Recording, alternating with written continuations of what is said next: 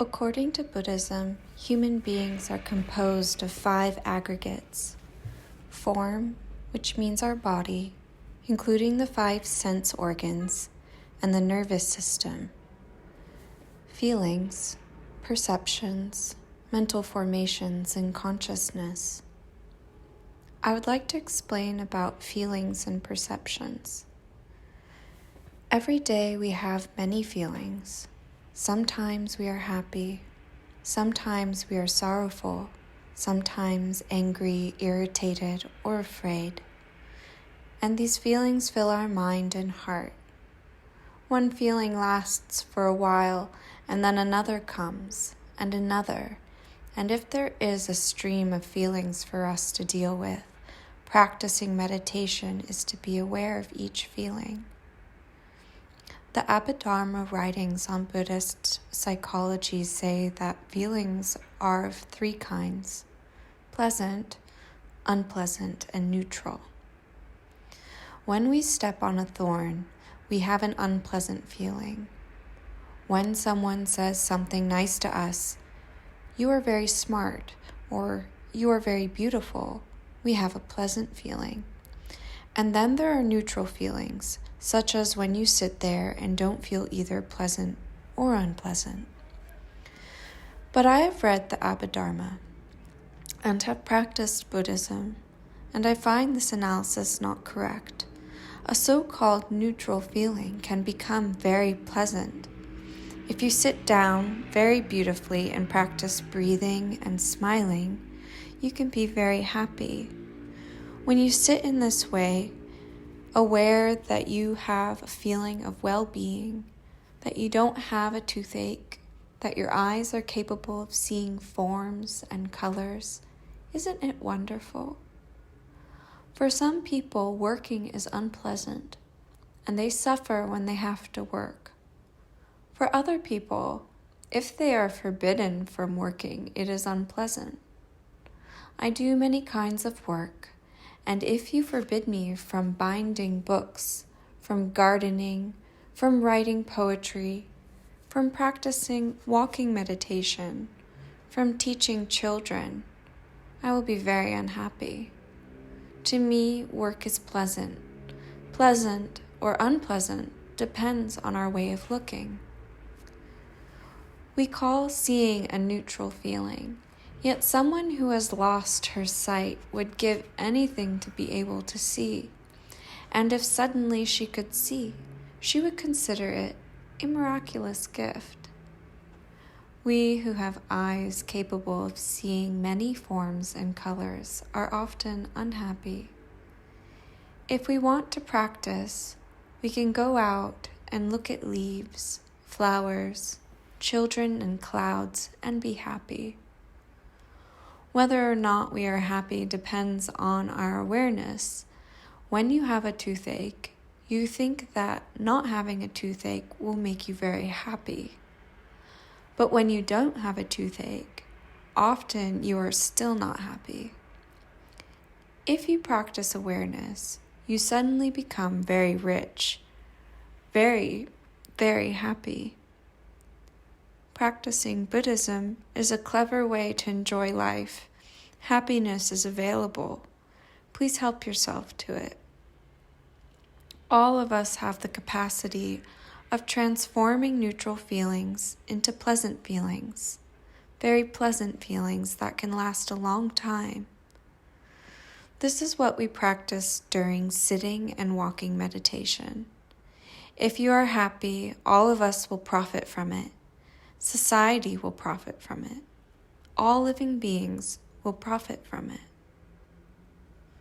On the wooden board outside of the meditation hall in Zen monasteries, there is a 4-line inscription.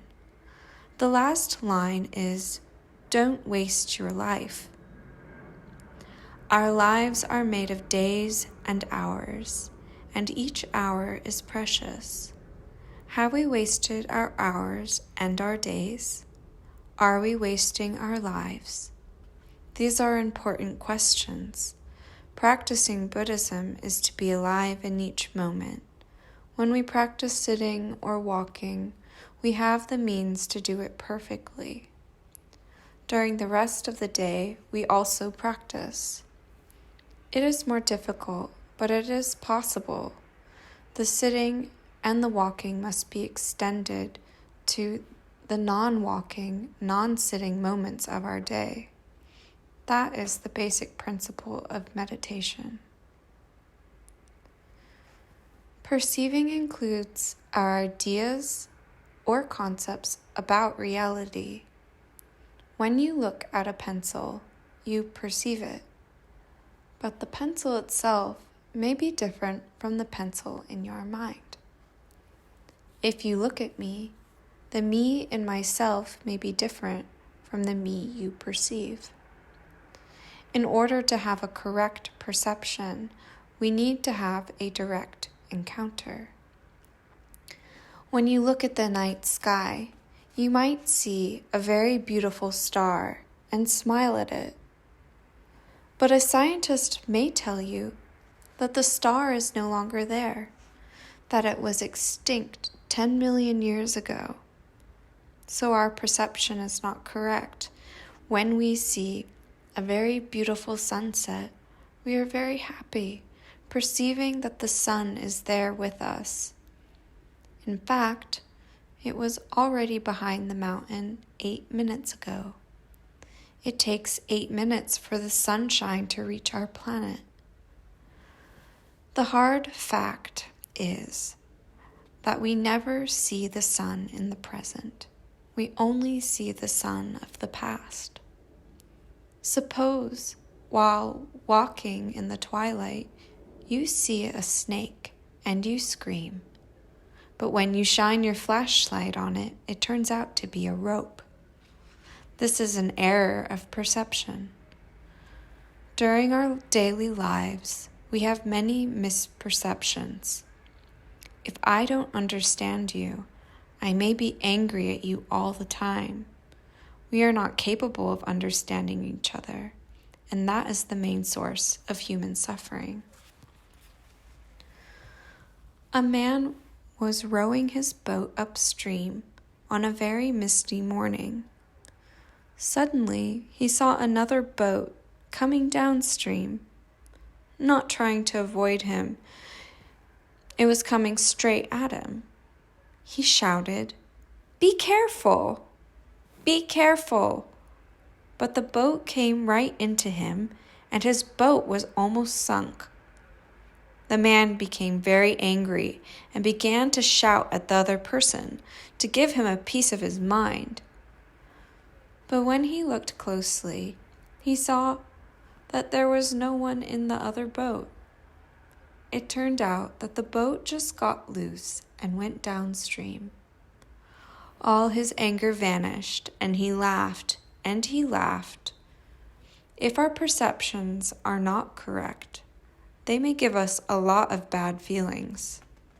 Buddhism teaches us how to look at things deeply in order to understand their own true nature, so that we will not be misled into suffering and bad feelings. The Buddha taught that this is like this because that is like that. You see, because you smile, I am happy. This is like this, therefore that is like that. And that is like that because this is like this. This is called dependent co-arising. Suppose you and I are friends. In fact,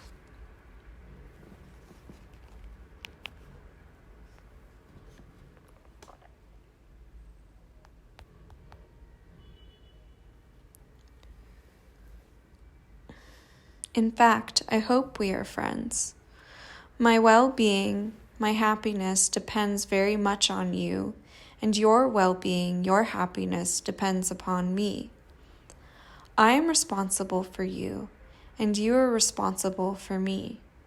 Anything I do wrong, you will suffer, and anything you do wrong, I have to suffer. Therefore, in order to take care of you, I have to take care of myself. There is a story in the Pali Canon about a father and a daughter who performed in the circus. The father would place a very long bamboo stick on his forehead, and his daughter would climb to the top of the stick. When they did this, people gave them some money to buy rice and curry to eat. One day the father told the daughter, "My dear daughter, we have to take care of each other. You have to take care of your father, and I have to take care of you so that we will be safe. Our performance is very dangerous." Because if she fell, both would not be able to earn their living. If she fell, then broke her leg, they wouldn't have anything to eat. "My daughter, we have to take care of each other so we can continue to earn our living." The daughter was wise. She said, "Father, you should say it this way. Each one of us has to take care of himself or herself so that we can continue to earn our living. Because during the performance, you take care of yourself, you take care of yourself only. You stay very stable, very alert. That will help me. And if, when I climb, I take care of myself, I climb very carefully. I do not let anything wrong happen to me. That is the way you should say it, Father. You take good care of yourself, and I take good care of myself. In that way, we can continue to earn our living." The Buddha agreed that the daughter was right. So we are friends, and our happiness depends on each other. According to that teaching, I have to take care of myself, and you take care of yourself. That way, we help each other. And that is the most correct perception.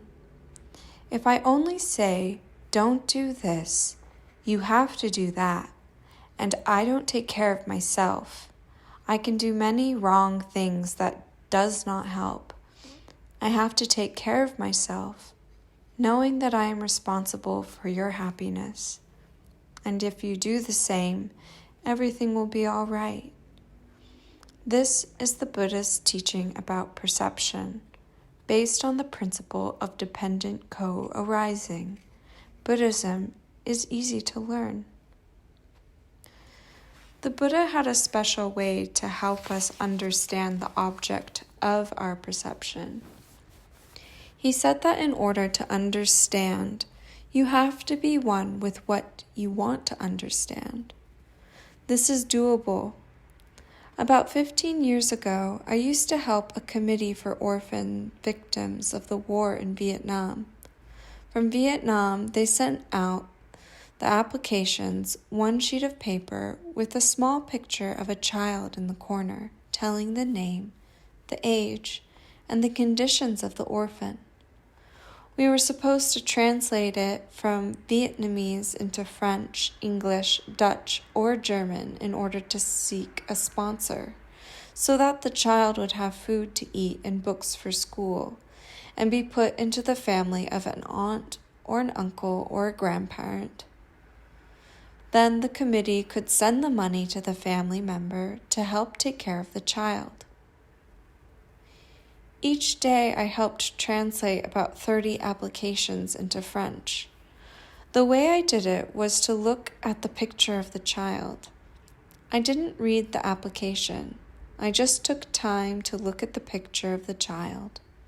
Usually after only 30 or 40 seconds, I became one with the child. I don't know how or why, but it's always like that. When I would pick up the pen and translate the words from the application onto another sheet, afterwards I realized that it was not me who had translated the application. It was the child and me who had become one. Looking at his face or her face, I got motivated, and I became him, and he became me, and together we did the translation. It's very natural. You don't have to practice a lot of meditation to be able to do that. You just look. You allow yourself to be, and then you lose yourself in the child, and the child in you. This is one example which illustrates the way of perception recommended by Buddha. In order to understand something, you have to be one with that something. The French language has the word comprendre, which means to understand, to know, to comprehend.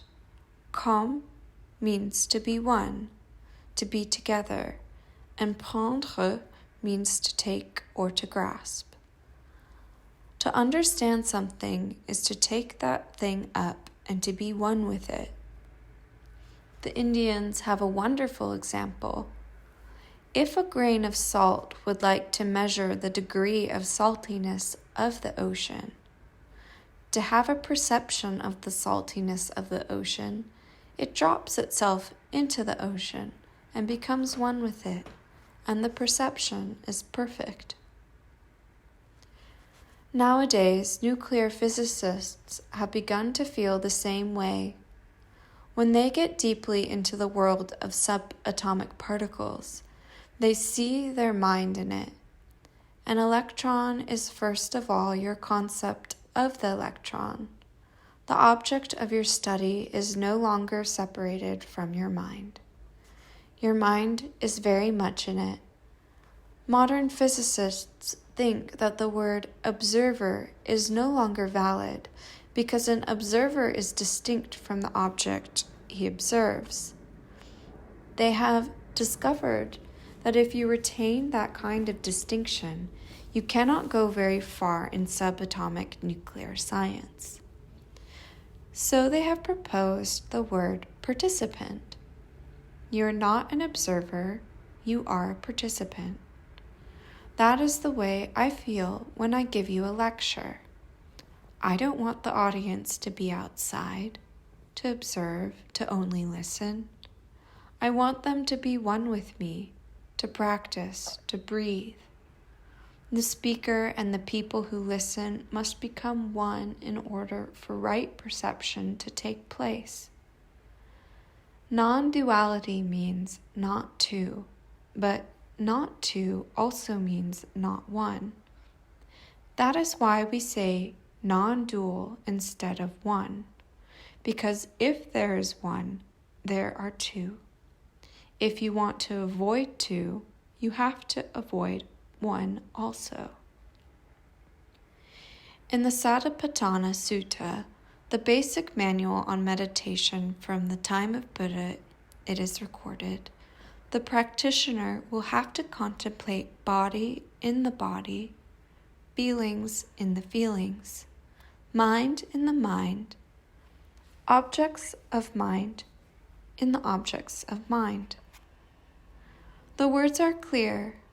The repetition, body in the body, is not just to underline the importance of it. Contemplating body in the body means that you do not stand outside of something to contemplate it. You must be one with it, with no distinction between the contemplator and the contemplated. Contemplating body in the body means that you should not look on your body as the object of your contemplation. You have to be one with it. The message is clear.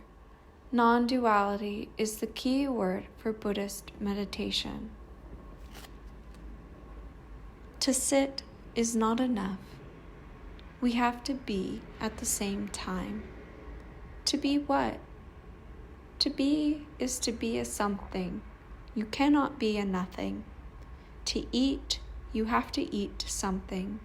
You cannot just eat nothing. To be aware is to be aware of something. To be angry is to be angry at something. To be is to be something, and that something is what is going on in your body, in your mind, in your feelings, and in the world. While sitting, you sit and you are. You are what? You are the breathing. Not only the one who breathes, you are the breathing and the smiling. It is like a television set of 1,000,000 channels. When you turn the breathing on, you are the breathing. When you turn the irritation on, you are the irritation. You are one with it. Irritation and breathing are not things outside of you. You contemplate them in them because you are one with them. If I have a feeling of anger, how would I meditate on that? How would I deal with it as a Buddhist or as an intelligent person? I would not look upon anger as something foreign to me that I have to fight, to have surgery in order to remove it. I know that anger is me, and I am anger. Non-duality, not two. I have to deal with my anger with care, with love, with tenderness, with non-violence. Because anger is me, I have to tend my anger as I would tend a younger brother or sister with love, with care. Because I myself am anger. I am in it. I am it. In Buddhism, we do not consider anger, hatred, greed as enemies we have to fight, to destroy, to annihilate. If we annihilate anger, we annihilate ourselves. Dealing with anger in that way would be like transforming yourself into a battlefield, tearing yourself into parts, one part taking the side of Buddha and one part taking the side of Mara. If you struggle in that way, you do violence to yourself.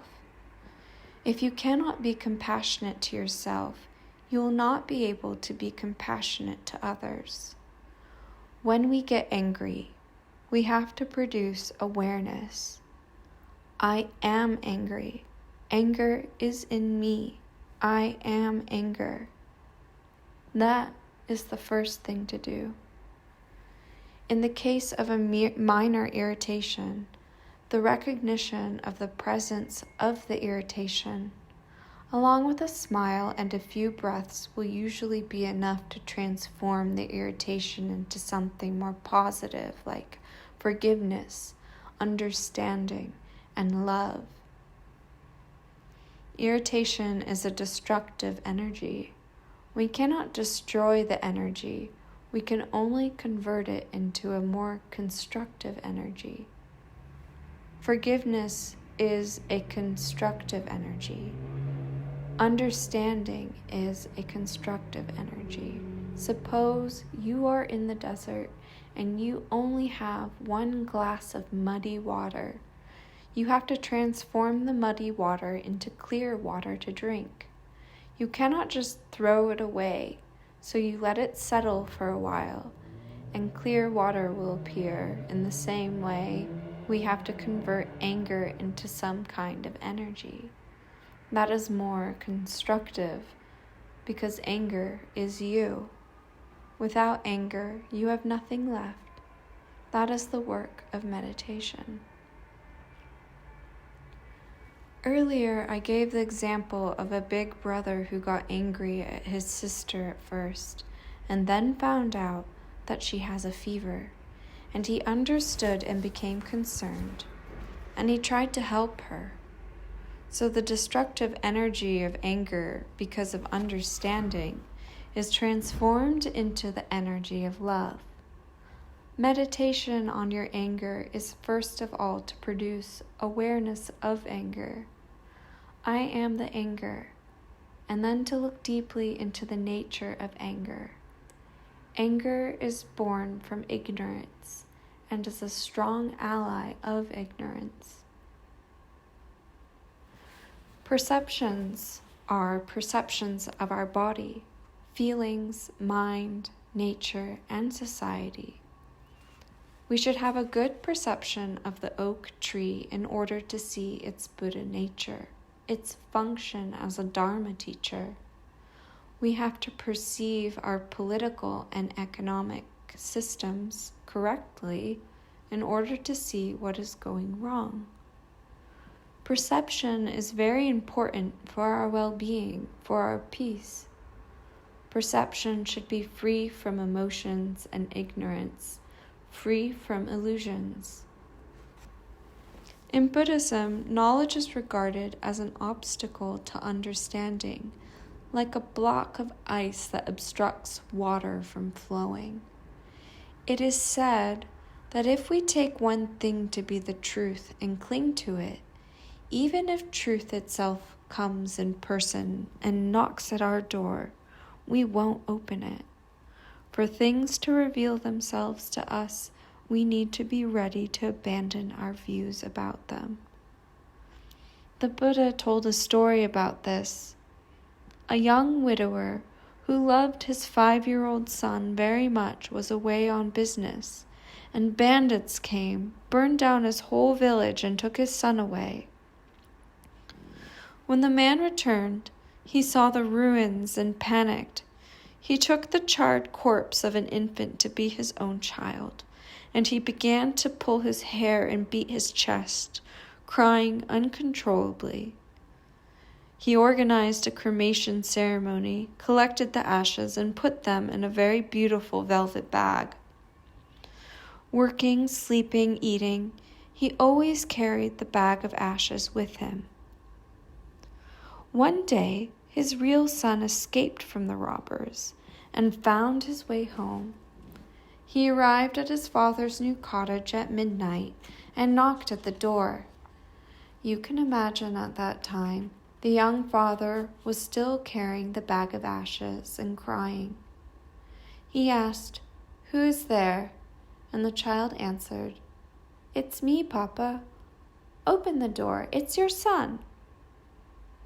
In his agitated state of mind, the father thought that some mischievous boy was making fun of him, and he shouted at the child to go away, and he continued to cry. The boy knocked again and again, but the father refused to let him in. Some time passed, and finally the child left. From that time on, father and son never saw one another. After telling this story, the Buddha said, "Sometime, somewhere, you take something to be the truth. If you cling to it so much, when the truth comes in person and knocks at your door, you will not open it." Guarding knowledge is not a good way to understand. Understanding means to throw away your knowledge. You have to be able to transcend your knowledge the way people climb a ladder. If you are on the 5th step of a ladder and think that you are very high, there's no hope for you to climb to the 6th. The technique is to release. The Buddhist way of understanding is always letting go of our views and knowledge in order to transcend. This is the most important teaching. That is why I use the image of water to talk about understanding. Knowledge is solid. It blocks the way of understanding. Water can flow. It can penetrate anything.